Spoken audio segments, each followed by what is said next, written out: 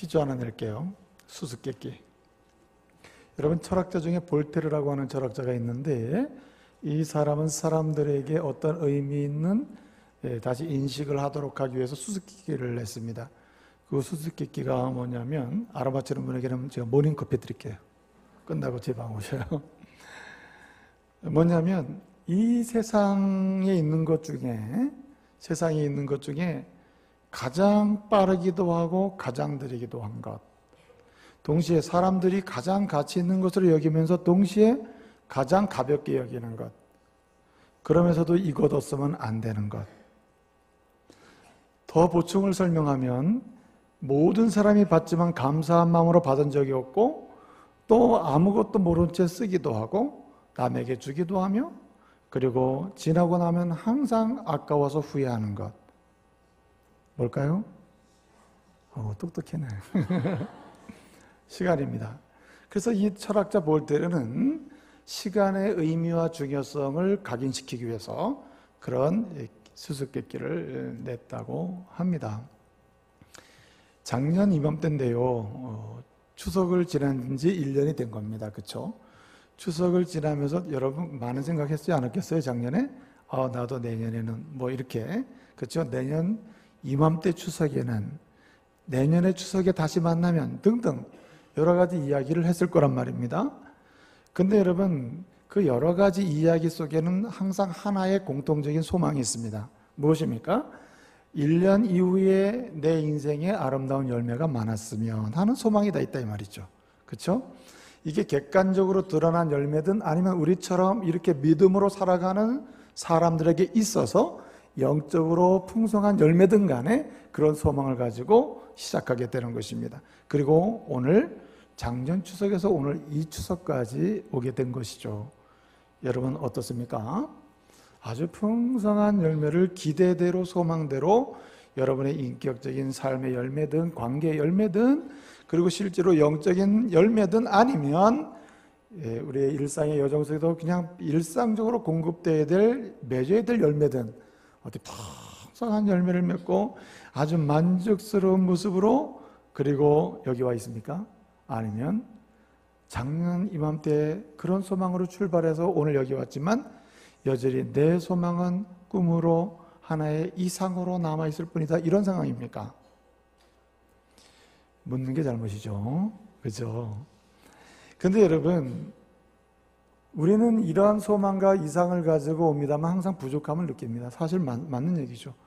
완벽하게 열매를 맺는다면 얼마나 좋겠습니까? 그럼에도 불구하고 우리는 예수 그리스도 안에서 구원받은 하나님의 사람으로서 영적인 풍성한 삶의 열매를 맺어야 될 당위가 있고 책임이 있으며 또 반드시 그렇게 나가야 될 소원이 우리에게 있어야 하는 것입니다. 이건 주님의 소원이고 우리의 기대이며 주님의 소망이고 우리의 소망이 되어야 하는 것이죠. 근데 여러분, 현실을 보게 되면 이상과 현실의 괴리랄까요? 그런 차이가 너무 많이 나지 않습니까? 예수 그리스도 안에서 구원받은 하나님의 자녀임에도 불구하고 소망과는 다르게 너무나 풍성하지 못한 현실적 삶의 열매라든지 신앙의 열매라든지 영적인 열매라든지 성품의 열매가 그렇게 풍성하지 않다는 거죠. 그래서 우리는 쓸쓸하지 않습니까? 그렇죠? 여러분, 우리의 믿음의 삶을 살아가는 성도들을 나무로 비유를 한다면 두 나무로 비유할 수 있을 것 같아요. 하나의 나무는 감람나무입니다. 감람나무. 감람나무는 무슨 나무죠? 올리브나무죠. 올리브나무. 우리 성경에는 감람나무 되어 있습니다. 사실은 중국 성경이 처음에 중국 성경에서 한글로 번역됐기 때문에 중국 성경을 번역할 때 중국에 감람나무가 있거든요.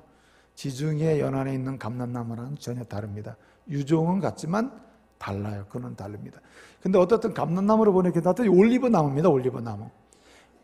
예수 그리스도 안에서 구원받은 사람이 믿음 생활할 때 열매를 맺어야 된다는 관점에서 보게 되면 어떤 유형의 사람이 있냐면 감람나무 유형이 있다, 올리브나무 유형이 있다는 겁니다. 여러분, 올리브나무가 어떻습니까?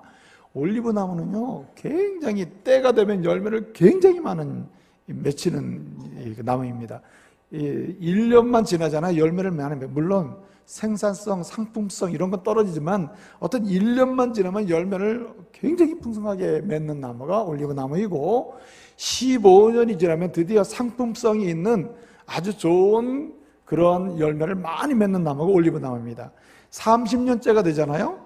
그러면 아주 이 수확, 이 열매의 수확에 있어서 아주 정상을 달리는 그런 때가 됩니다. 그래서 아주 좋은 극상품의 이 올리브 열매를 많이 맺게 된다는 말입니다.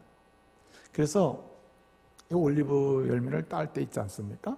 그래서 그 마치 빛같이 생긴 뜰채 있어요. 빛이죠. 우리가 빛을 머리를 비면 이렇게 다 쓸어내리잖아요.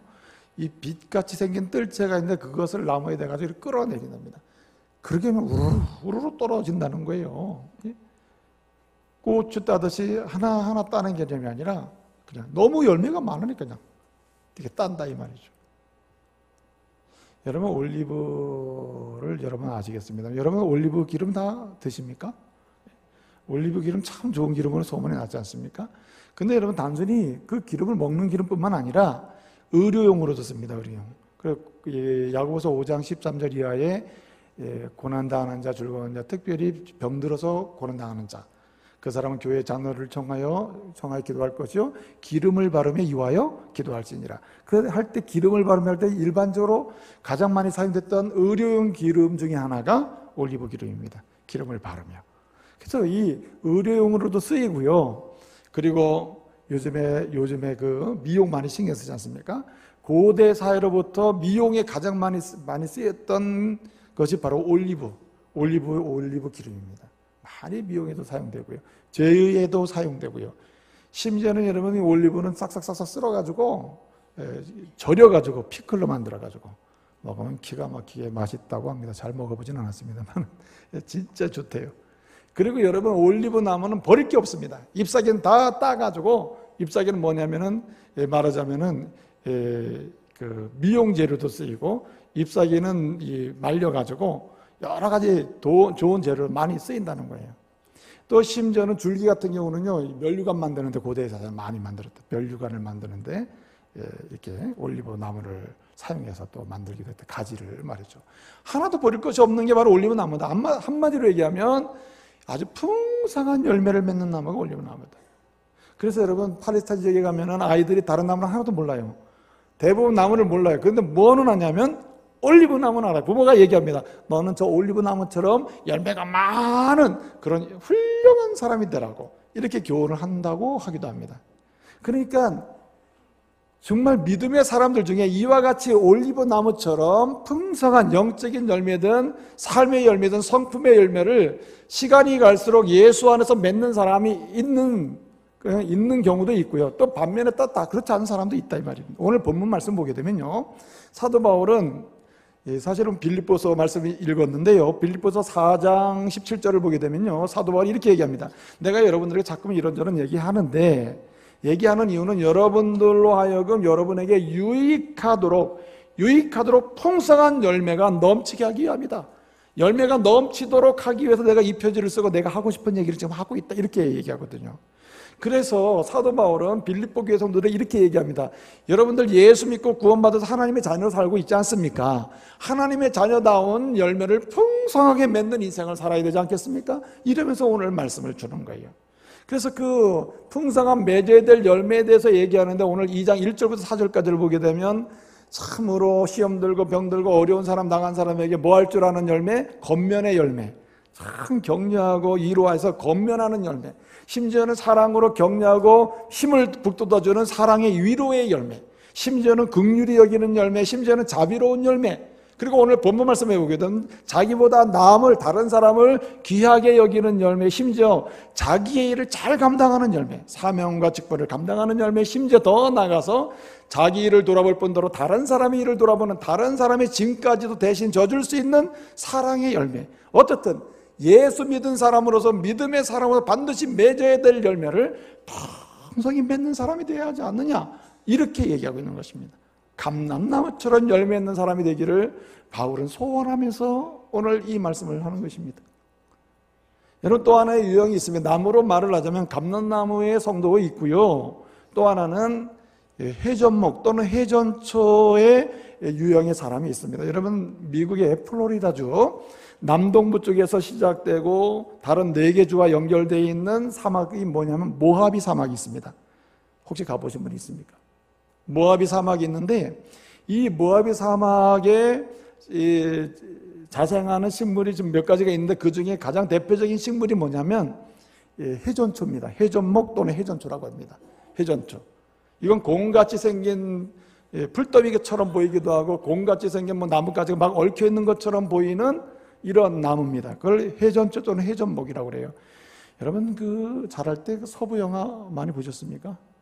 서부 영화 보면 총잡이 있지 않습니까? 총을 쏘잖아요. 막 싸우고 숨고 싸우고 이러잖아요. 총을 쏘면서 싸우고 숨고 이러지 않습니까? 그럴 때 그 광야에서 막 총잡이가 총 쏘는 게 나올 때 보면 막 뭘 굴리면서 이렇게 큰 거 막 굴리면서 숨어서 따라가면서 총을 쏘잖아요. 그때 그 서부 영화에 자주 등장하는 그 나무가 해전목입니다. 굴러다니는 나무거든요. 근데 이 나무는요, 사막에서 습기가 있는 곳에 멈춥니다. 그래서 뿌리를 내려요. 그 습기가 닿을 때까지 한마디로 그냥 그 자리에서 머무는 겁니다. 그래서 습기가 다 말아버리잖아요. 없어지면은 다시 바람에 몸을 실어서 굴러갑니다. 굴러가다가 습기가 있잖아요. 그럼 멈춥니다. 그리고 다시 습기를 통해서 그 자리에 머물고 또 생존을 하게 되는 것입니다. 그런 나무가 텀블위드라고 해가지고 회전목 또는 회전초라고 합니다. 텀블위드라고 그러죠. 근데 이 나무는 진짜 볼품이 없어요. 열매도 없어요. 까칠해. 보면 우리 이런 까칠한 사람 있죠. 예수 믿으면서 참으로 하나님의 구원의 은혜를 받고 하나님의 놀라운 사랑을 경험하면서도 사랑할 줄 모르고 사랑이 뭔지도 모르고, 그리고 교제가 뭔지도 모르고 긍휼과 자비가 뭔지도 모르고 남을 낮게 여기는 게 뭔지도 모르면서 정말 그렇게 냉랭하게 살아가는 사람이 있죠. 오늘 본문의 말씀에 의하면은 이런 사람은 열매를 맺긴 맺습니다. 맺긴 맺지만 3절 4절에 보게 되면 무슨 열매냐면 한마디로 다툼과 허영의 열매를 맺는다 그랬습니다. 이 허영이라는 게 뭡니까? 자기 자랑 아닙니까? 자기를 계속 드러내고자 하는 맺는 열매는 다툼만 맺는 것입니다. 마치 해전목과 같은 해전초 같은 그런 성도들이 있다는 말입니다. 여러분은 어느 유형에 속하는 것 같아요? 예? 오늘 본문의 사도 바울이 말하는 사랑이나 권면이나 무슨 성령의 이로나 긍휼이나 자비나 또는 자기보다 남을 낮게 여기는 것이나 아니면 자기를 열심히 돌아보는 사명을 감당하는 열매나 다른 사람의 짐을 대신 져주는 열매나 그런 열매를 많이 맺는 감람나무 같은 인생의 유형입니까? 아니면 1년을 지내보니 여전히 나는 내 필요에 따라서 내가 원하는 거 어디 있나 하고 굴러다니다가 머물기도 하고 도망가기도 하고 이러면서 그냥 정말 차갑게 까칠하게 그렇게 사는 인생인가? 어느 유형에 속하는 것 같습니까? 여러분, 보통 사람들이 모이는데 또는 가족이 모이는데 가잖아요. 가면은 가족 중에나 형제들 중에는 항상 두 유형이 있지 않습니까? 한 사람은 계속 함께 하면은 계속 머물게 만드는 사람이 있어요. 조금 더 얘기했으면 좋겠다. 조금 더 머물면 좋겠다. 조금 더 같이 나누면 좋겠다. 계속 영적인 풍성한 열매를 경험케 하는 사람이 있고, 어떤 사람은 다툼과 허영의 열매 때문에 이 자리를 빨리 떠났으면 좋겠다. 떠나고 싶은 마음을 가득 차게 만든 사람이 있다 이거죠. 분열하고 갈라지게 하고 찢어지게 만들고 싸우게 만들고 비난하게 만들고 계속 분열을 일으키는 사람이 있다 이 말입니다. 마치 회전초처럼 그렇게 살아가는 사람이 있다 이 말입니다. 여러분 생각에 이 감람나무와 회전초나 해전목의 이러한 나무의 차이가 왜 이렇게 나올까요? 왜 감람나무는 열매를 많이 맺는데 해전목은 이렇게 까칠하게 이런 인생으로 살아갈까요? 왜 이런 나무로 전락해 있을까요? 사람들은 말합니다. 물 때문이다. 물. 사막에는 물이 없기 때문이고 감람나무는 물이 많은데 있기 때문이다. 근데 그 말은 틀려요. 왜냐하면 올리브 나무도요, 주중에 연안에 가면, 특별히 팔레스타인에 가면 6개월 이상, 1년의 반 이상을 비가 안 오는 경우가 태반입니다. 그런데도 그 가운데서도 올리브 나무는 막 열매가 막 쭉쭉 맺습니다. 그러면 이 차이가 뭘까요? 왜 어떤 성도는 감람나무 인생의 유형으로 계속해서 열매를 맺고 어떤 사람은 회전초처럼 차지차고 냉랭하고 다툼과 분열을 일으키는 이런 쪽으로 계속 인생 유형이 고착되냐 말이에요. 그 차이가 뭘까? 감람나무와 회전목의 차이는 어디서 오는 거냐면 여기에 있습니다. 뿌리에 있습니다.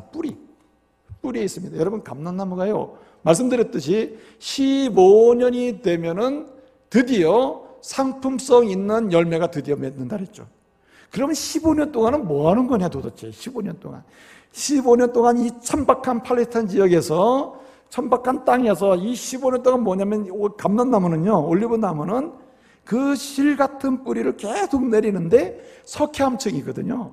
그 석회암층을 뚫고 내려가서 어디에 달 때까지 가냐면 물층에 달 때까지 가는 거예요. 그래서 석회암층을 뚫고 내려가는데 15년이야, 15년. 15년이 되면은 그 물층에 닿아서 그 다음부터는요, 위에서 바람이 불든 건조하든 흉년이 들든 어떤 상황이든지 간에 계속해서 왕성한 물을 끌어올리면서요, 끊임없이 열매를 맺게 되는 것입니다. 그런데 여러분, 회전초는 아니에요. 물이 내리다가 습기가 없어지면 또 딴 데로 옮기고, 그러다 보니까 그렇게 인생이 돌아가는 거죠. 오늘날도 많은 성도들이 그런 경우가 얼마나 많습니까? 그냥 자기가 원하는 거 있으면 거기 갔다가, 또 없으면 옮겼다가, 또 자기가 원하는 대로 인생을 사는 사람이 있습니다. 안 되지 않습니까? 그래서 오늘 본문을 바울은 이렇게 얘기합니다. 그리스도인들이 감람나무 유형이 되려면 어떻게 되느냐? 그리스도인들이 감람나무 유형으로 나가서 풍성한 열매를 맺고, 그래서 자기도 즐겁고 다른 사람도 즐겁게 하는 진정한 성도가 되려면 어떻게 해야 되느냐? 그 뿌리가 무엇이어야 되느냐를 말하는 거예요. 그 뿌리가 무엇이어야 한다고 말합니까? 2장 5절에 보니까 너희 안에 이 마음을 품으라, 곧 예수 그리스도의 마음이니 했습니다. 예수 그리스도의 마음이다. 성도가 열매를 맺으려면, 풍성한 열매를 맺으려면 우리의 뿌리가 뭐가 돼야 되냐? 이 마음의 뿌리가 그리스도의 마음이어야 한다는 말입니다. 사람은요, 마음에 의해서 움직입니다. 마음을 통해서 말이 나오고 마음을 통해서 행동이 나와요. 내 마음이 내 모든 것을 지배하게 되는 것입니다. 그래서 히브리인들에게 있어서 이 마음은 생명과 같아요. 히브리어로 마음을 레브라고 하는데요, 이건 생명과 연관이 되어 있습니다. 생명. 그러니까 이 마음이 살아있으면 말도 살게 되고, 마음이 살아있으면 행동도 살게 되고, 마음이 살아있으면 가치 있는 인생의 여정을 갈 수 있다는 말입니다. 사랑하는 믿음의 가족 여러분, 저와 여러분이 우리의 마음의 뿌리를 예수의 마음에 두기를 말씀으로 축복합니다.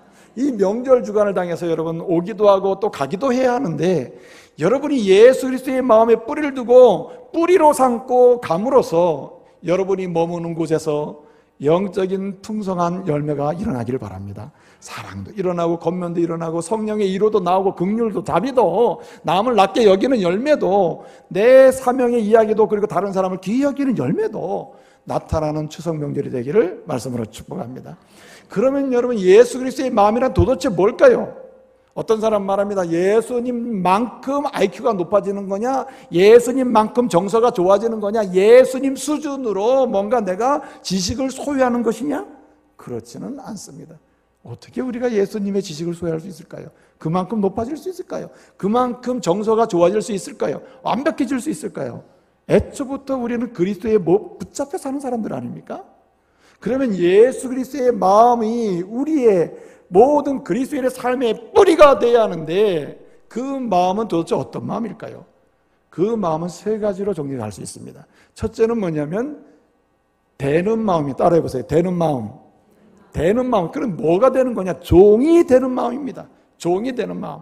또 하나는 주는 마음입니다. 모든 것을 아낌없이 자원하여 주는 마음입니다. 또 하나는 보는 마음입니다. 하나님의 영광을 바라보는 마음입니다.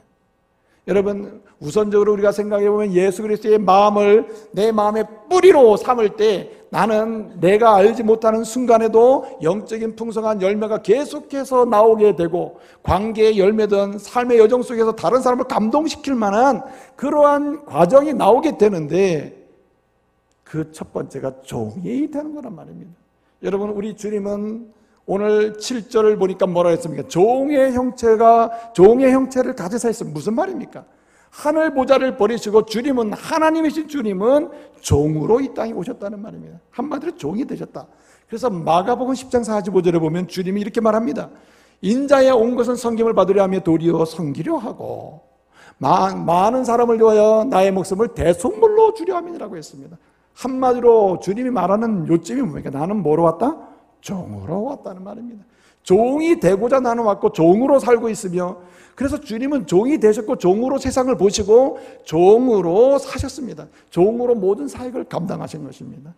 그렇기 때문에 주님에게는 하나님께서 의도하신 영적인 열매가 완벽하게 그리고 풍성하게 맺히게 된 것이죠. 여러분, 이 종이 되는 마음은요, 종이 되고자 하는 마음, 종이 되는 마음은 어디를 가든지 오늘은 내가 이곳에서 종이 되리라. 나의 부모를 위하여, 나의 형제를 위하여 내가 종이 되리라. 나와 함께하는 사람을 위해 내가 오늘도 종으로 섬기리라. 종이 되고자 하는 이 마음은 세 가지를 동반합니다. 첫째는 포기입니다. 그래서 오늘 6절을 보게 되면 하나님과 동등됨을 취하지 아니하시고 했습니다. 무엇입니까? 하나님이신데 하나님이 그 권위와 그 자리를 포기하셨다는 말입니다.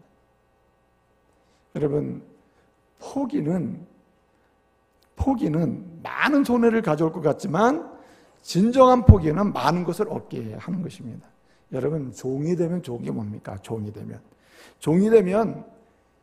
주인에 의해서 다 움직이는 것 아닙니까? 내가 주인이 되려가면 내가 계획하고 내가 모든 것을 이루어내야지 얻을 수가 있습니다.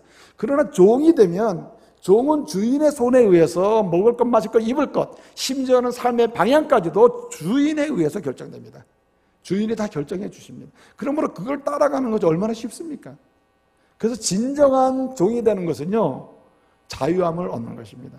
그래서 여러분, 죄와 사망으로부터, 죄의 종로로 타는 데서부터 자유를 얻었잖아요. 벗어나는 자유를 얻었다면 이제는 새로운 종이 되는 것입니다. 자기가 종으로 선택하는 종이 되는 것, 자기가 선택해서 종이 되는 것입니다. 종에서 벗어났으나 이제는 선택해서 종이 되는 거예요. 어떤 종입니까? 주님처럼 살고자 하는 종이 되는 것이죠. 그래서 종은 포기할 뿐만 아니라 희생을 합니다. 오늘 7절을 보게 되면 사람들과 같이 되셨고, 8절을 보게 되면 이렇게 말씀하십니다. 사람의 모양으로 나타나서 자기를 낮추시고 죽기까지 복종하셨으니 곧 뭐라 그랬습니까? 십자가에 죽으심이라, 이렇게 말합니다. 이건 무슨 얘기입니까? 한마디로 이야기하면 완전히 포기한 것을 가리킵니다. 다 포기하셨다. 여러분, 모든 것을 포기하고 자기를 희생할 때 드디어 함께하는 사람들이 보입니다. 주님이 우리를 정확하게 100% 완전하게 하나님이시기 때문에 아시지만 성육신하셔서 완전히 포기하시고 희생하시고 십자가에 죽으시기까지 희생하심으로 우리의 모든 것을 치유하고 같이 동감하게 되신 것입니다. 종이 되면 사람이 보여요. 어떤 아버지가 말이죠, 자신의 아들이 대학을 다니다가 군대를 가는데 아들이 군대 가기 전에 얘기합니다. 아버지도 아시듯이 내가 좋아하는 여자가 여기 있는데 내 군대 가면 걱정입니다. 그러니까 아버지 기도 많이 해주세요. 군대 제대하고 와서 이 여자랑 꼭 결혼하게 해달라고. 그래가지고 군대를 갔거든요. 근데 군대를 가자마자 이 여자는 다른 남자 만나가지고 결혼을 했습니다. 군대 제대를 했어요. 제대하자마자 세상 못 살겠다고 자기 방에서 나오질 않습니다. 아버지, 난 이제 세상 안 살 거예요. 난 끝났습니다. 참, 엄마가 보니까 참 안 됐으니까 엄마가 들어가서 얘기합니다. 아들아 힘내라. 이 말이 들려오질 않아요. 엄마가 얘기합니다. 당신이 들어가서 해보라. 남자 대 남자로서 들어가서 얘기합니다. 아들아 힘내라. 그럼 뭐라고 얘기냐면은 아버지가 깊이 생각해가지고 기껏 하는 말씀이 세고 생게 여자다. 그러니 너무 스트레스 받지 마더라. 근데 이 아들이 전혀 마음에 감동이 없고 더 울고 난리가 납니다. 아버지, 그런 말씀 마세요. 그 여자만이 나의 여자입니다. 그 아버지가 밖에 나와가지고 생각하다가, 야, 뭘로 이게 할 수 있을까? 돌릴 수 있을까? 밖으로 나오게 할 수 있을까? 그러다가 이 아버지가 비장의 카드를 꺼내들었어요. 이건 절대 사용하지 않으리라 했는데 이번에 사용해야 되겠구나. 아들아 들어갔습니다. 아버지가 얘기합니다. 내가 이 말은 안 하려고 했는데 네가 하도 나오질 않아서 내가 얘기하는 거라고. 뭡니까 아버지? 나도 군대 가기 전에 이쁜 여자 사귀었는데 군대 갔다 왔더니 다 다른 남자랑 결혼했더라. 나 진짜 죽는 줄 알았다. 근데 내가 그날 즉시로 내가 다시 살리라 하고 나와서 돌아다녀보니까 네 엄마를 만났다. 그래가지고 내가 이렇게 결혼해서 놀랍고 이렇게 행복한데 너네가 못할 게 뭐 있냐 그랬더니 그 아들이 그래요? 바로 즉시 나왔다는 얘기입니다. 예? 그날 밤에 그 엄마랑 굉장히 싸웠대요. 그 아버지는. 왜냐하면 평생에 당신밖에 없다고 했는데, 사귄 적이 없다고 했는데 어찌되었든 이게 왜 가능하냐면 자기를 포기하고 같은 수준으로 낮아지는 거거든요. 종이 되는 것입니다. 종이 된다는 말은 공감하는 거예요. 공감할 수 있는 자리로 내려가는 거예요. 동감할 수 있는 자리로 내려가서 함께 나누는 것입니다. 그게 종이 될 때 가능하다는 거예요. 여러분, 종이 돼보지 않고서야 어떻게 종의 상황을 알 수 있을까요? 낮아지지 않고서야 어떻게 연약한 자를 알 수 있을까요? 그래서 종이 된다는 말은 상대방이 되는 것입니다. 여러분, 목사가 이해가 안 되면 목사가 돼보세요. 여러분, 목사가 여러분을 이해 못하면 이해 못한 이유는 여러분이 돼보질 않아서 그래요. 그 자리로 가면 되는 것이죠. 그래서 오늘 말씀은 이렇게 얘기합니다. 예수 그리스도의 마음이 뿌리가 되면 반드시 상상을 초월할 수 있는 놀라운 열매를 보게 되는데, 그 이유는 뭐냐면 종이 되기 때문에. 종. 여러분, 예수 그리스도의 마음은 종이 되는 것입니다. 종이 되는 거예요. 그래서 여러분, 이런 이야기가 있습니다. 남아프리카 공화국 있죠. 남아프리카 공화국의 대법원장이었던 사람이 누구냐면 올리버라고 하는 사람이 있었습니다. 여러분, 남아프리카 공화국은 흑백 인종차별이 세계적으로 유명했던 나라입니다. 지금도 심해요. 만델라 이전에는요, 아예 흑백 아주 분리가 돼서 살았던 나라입니다. 그런데 그 시대에 대법원장이었던 올리버가 있었는데, 이 사람이 어느 날 자기가 다니는 백인 교회를 가지 않고 흑인 교회를 갔습니다. 그 지역의 흑인 교회, 그 성시온 교회라고 그 교회를 갔습니다. 마치 그 날이 뭐 하는 날이냐면, 일부러 갔는데 고난주간이고 고난주간 끝나면서 성찬식을 하는 주일이에요. 성찬식을 위하여 세족식, 형제자매들이 서로 발을 닦아주면서 서로 화해하고 용서하고, 그리고 주님의 은혜를 사모하는 성찬으로 들어간다, 이런 날입니다. 근데 올리버 대법원장 백인이 그 교회를 간 겁니다. 그 교회에 가가지고 예배를 참석했어요. 다른 사람이 부담스러워합니다. 왜 오늘따라 백인이 왔는데 하필이면 또 대법원장이냐 말이야. 모두가 부담스러워하는 거예요. 예? 그리고 있는데 드디어 세족식이 시작했습니다. 자기가 발을 닦아주기를 소원하는 사람들의 이름을 불러서 발을 닦아주는 거예요. 근데 이 올리버라고 하는 이 대법원장이 한 여인을 지목하면, 나는 저 여인의 발을 닦아주고 싶습니다. 그 여인이 누구냐? 마르다라고 하는 여인, 흑인 여성인데 발을 닦아줍니다. 많은 사람들이 궁금합니다. 왜 저 여인을 닦아줄까? 왜 저 여인의 발을 닦고 어떻게 발을 닦을 수가 있을까? 어떻게 이곳에 올 수가 있을까? 다 궁금해하는 것입니다. 그리고 다 발을 닦았어요. 목사님 묻으면, 당신은 어떻게 오늘 여기 오게 되었으면 이 발을 닦아줄 수 있습니까? 올리버 대법원장이 이야기합니다. 지금 내가 발을 닦아준 그 여자는 우리 집에서 말하자면 노예처럼 종처럼 우리 집안일을 다 하고 우리 아이들을 부모 대신에 다 길러주는 그런 여자입니다. 저 여인은 우리 집의 아이들의 발을 수백 번 닦아주면서 우리 아이를 키워냈습니다. 나는 항상 그를 보면서 이 나라에 언제 흑백 이런 분리가 다 해결되고 화해가 일어나고 어떻게 주님이 주신 진정한 자유를 누릴 수 있을까? 자유의 열매, 평화의 열매, 사랑의 열매를 맺는 영적인 풍성을 경험할 수 있을까? 고민하는 그 자기가 여기 왔다는 것입니다. 그리고 이 여인의 발을 씻어주고, 그리고 엎드려서 무릎을 꿇고 세족식에 자기가 직접 참여한 이후에 자기는 종으로서 그 경험을 하면서 이렇게 막 고백했다는 거예요. 그래요, 나는 지금 드디어 자유를 누리게 되었고 진정한 영적인 사랑의 기쁨을 감격적으로 누리게 되었으며 내 인생에 이처럼 신앙의 즐거움을 누린 적이 없습니다 하면서 영적인 열매를 맺게 되었음을 이야기했다는 말입니다. 여러분, 종이 돼보지 않고서야 어떻게 영적인 열매를 맺을 수 있겠어요? 사랑의 열매도, 위로의 열매도, 격려와 긍휼과 자비의 열매를 어떻게 맺을 수 있겠어요? 성품에 전환되는 새로운 뭐랄까요, 코페르니쿠스적인 전환을 어떻게 경험할 수 있겠어요? 종이 돼야 가능하다는 것입니다. 여러분에게 이번 명절 주간이야말로 여러분 가족들 사이에서 먼저 예수 그리스도를 믿고 구원받은 우리가 종이 되는 은혜가 있기를 바랍니다. 종이 되고자 하는 마음으로 찾아가시고, 종이 되고자 하는 마음으로 형제를 만나고, 종이 되고자 하는 마음으로 함께 명절의 잔치의 자리에 나갈 때에 그곳에서 아름다운 결실이 있게 될 줄로 믿습니다. 오늘 또 한 가지 여기 말씀을 보니까 무슨 열매, 무슨 마음이라 했습니까? 예수 그리스도의 마음이란 앞서 말씀드린 대로 모든 것을 아낌없이 자원하여 주는 마음이라고 했습니다. 자원하여 준다. 우리 예수님의 그 마음을 설명할 때 6절부터 11절까지 설명하는데요, 그 말씀을 보게 되면요, 하나님과 동등됨을 취하지 않았다, 종의 형체를 가졌다, 또는 사람같이 되었다, 사람의 모형으로 나타났다, 그리고 죽기까지 복종했다, 그리고 십자가에 죽었다 하는 이 모든 11절까지의 모든 말씀을 보게 되면 핵심은 다 줬다는 말입니다. 다 줬다. 예? 여러분, 예수 그리스도의 마음이란 다 주는 마음입니다. 자원하여 주는 마음입니다. 자원하여. 줄 수밖에 없는 상황이 돼서 안 줄 수 없으니까 할 수 없이 주는 게 아니라 주님이 하늘로부터 오심에서 주신 것처럼 자원하여 주시는 것입니다. 여러분, 아리스토텔레스라고 하는 철학자가 있는데요, 이 사람은 행복에 두 가지 조건이 있다고 했습니다. 사람이 행복하려면 두 가지 조건이 지켜져야 된다. 첫째는 무엇을 하느냐의 문제가 아니라 억지로 하느냐 자원해서 하느냐에 따라 다르다. 그래서 자원해서, 무엇을 하는지 자원해서 하면 그 사람은 행복할 수 있다. 비록 일이 어떠하든지 간에 자원해서, 정말 스스로 자원해서 할 때 행복하다는 말입니다. 또 하나는 결과를 보지 않고 오늘 과정 속에서 열심히 할 때 그게 행복하다는 거예요. 그래서 요점이 여기 있습니다. 무수한 철학자들도 얘기하기를 진정한 인생의 기쁨은 하나의 소피아를 발견하는 게 뭐냐면 자원의 자원. 자원성이 모든 행복을 좌우한다는 거예요. 이건 철학자들의 공통적인 주제입니다. 그런데 여러분, 오늘 말씀 보기에는 주님은 하늘 보좌를 버리시고 자원해서, 누가 시켜가지고 억지로가 아니라 자원해서 내려오셔서 자원의 십자가에서 자원해서 다 주십니다. 자원해서 찾아가지고 자원해서 만나주십니다. 그럴 때 어떻습니까? 여기에 결실이 있게 된다는 말입니다. 여러분, 주고도 안준만 못한 것이 있습니다. 저는 어머니를 보게 되면 용돈을 주려면 화끈하게 줘야 됩니다. 예? 아버지, 나 10,000원이 필요해. 10,000원이 왜 필요한지 설명해봐.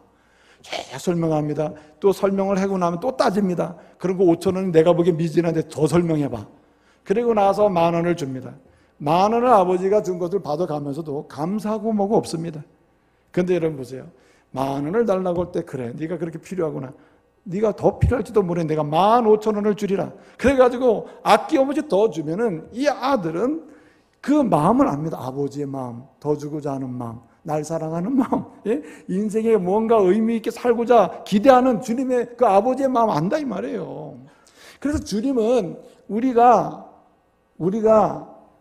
뭔가 달라고 할 때 더 좋은 곳으로 주신 분이 주님이십니다. 심지어는 성령까지 주시고 생명까지 주시고 자기 몸까지 다 주신 분이에요.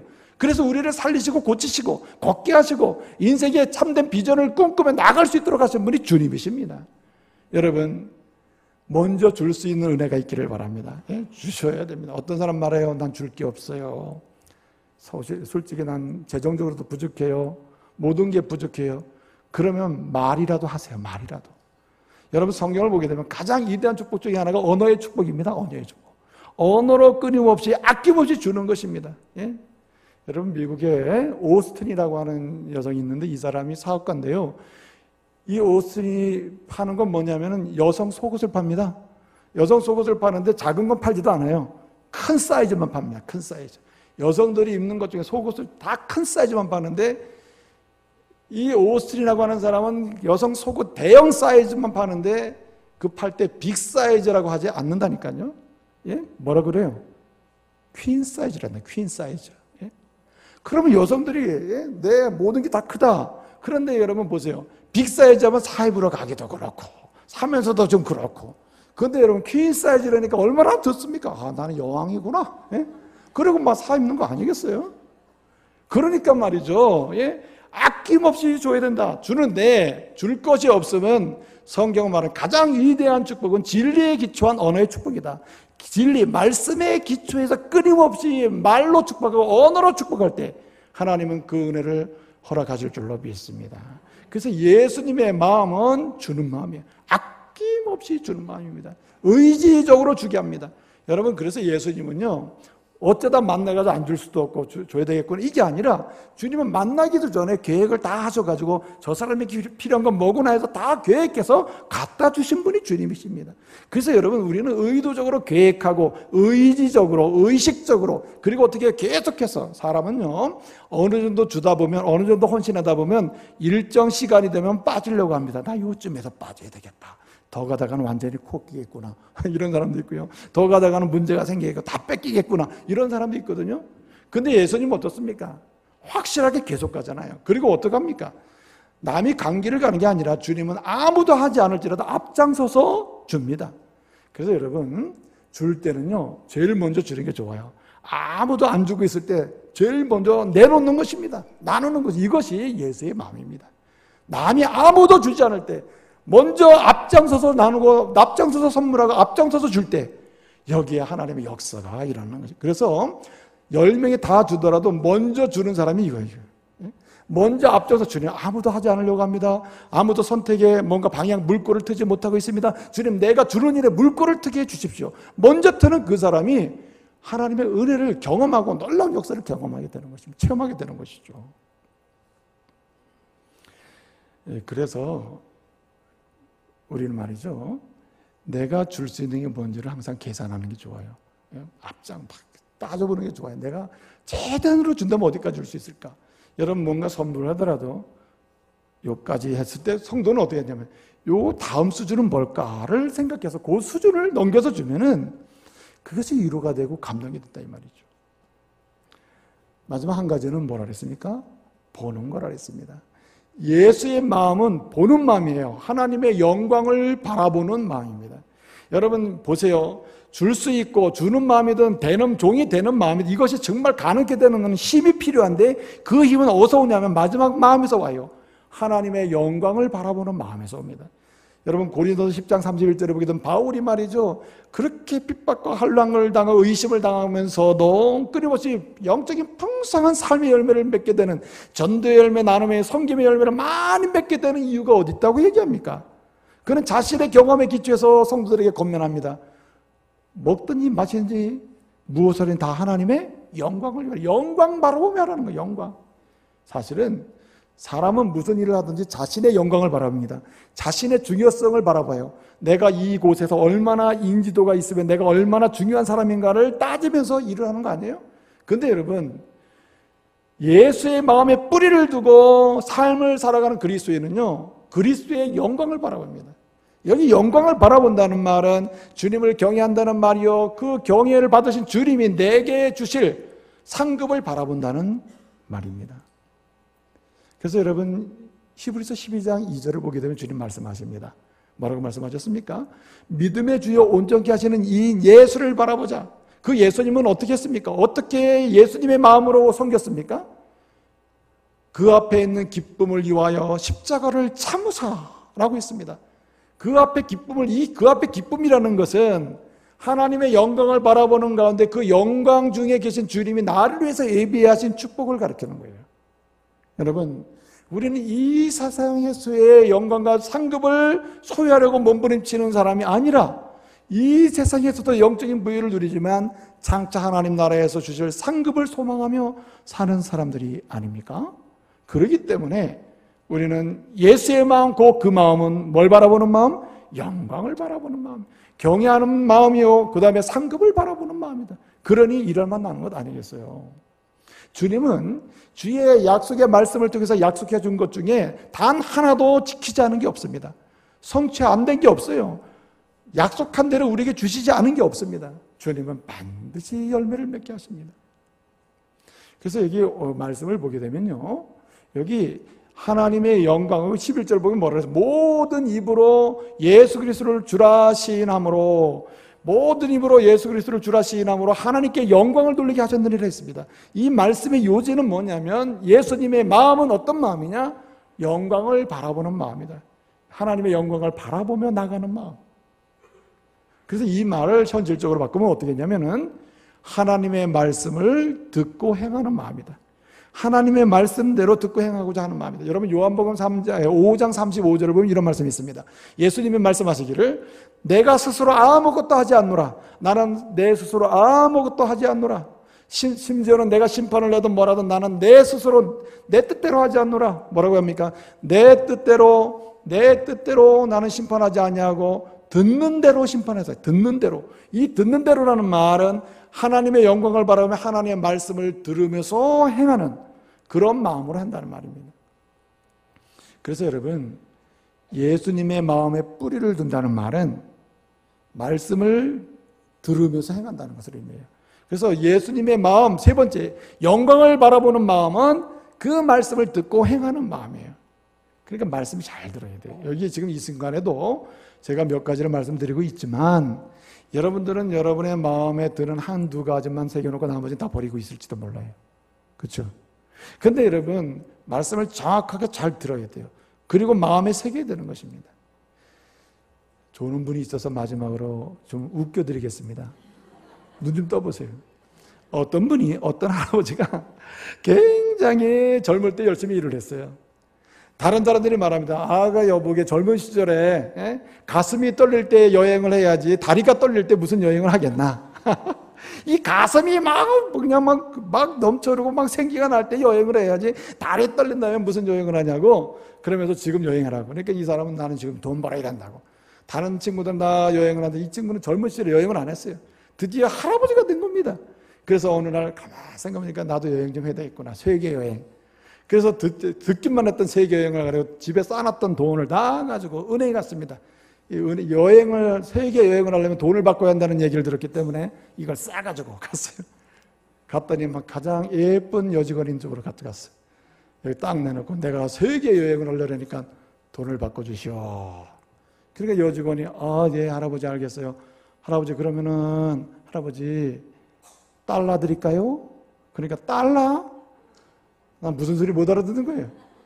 아니 그러니까 이 직원이 달러가 아닌 모양이다. 그러면 에나 드릴까요? 에나 드릴까요? 일본 돈 드릴까요? 에나 드릴까요? 그러니까 이 할아버지가 마음의 순간에 이 여자도 내가 돈 많은 줄 아는 모양이구나. 날 좀 어떻게 해가지고 뭘 할려나 보다. 그래가지고 이 할아버지가 귀에다 대고 이왕에 놔주려면 아들 좀 놔줘.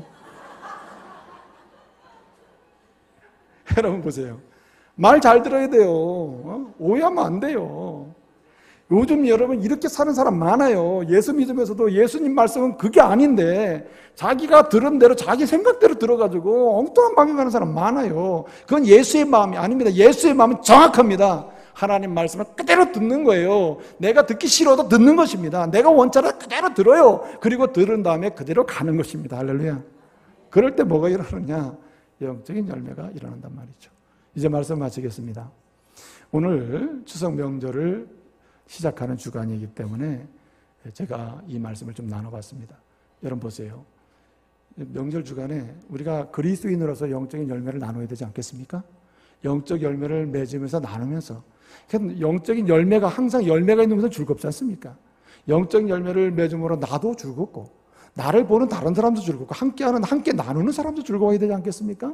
이런 주간 되시기를 바랍니다. 여러분 예수의 마음이 뿌리가 되어야 합니다.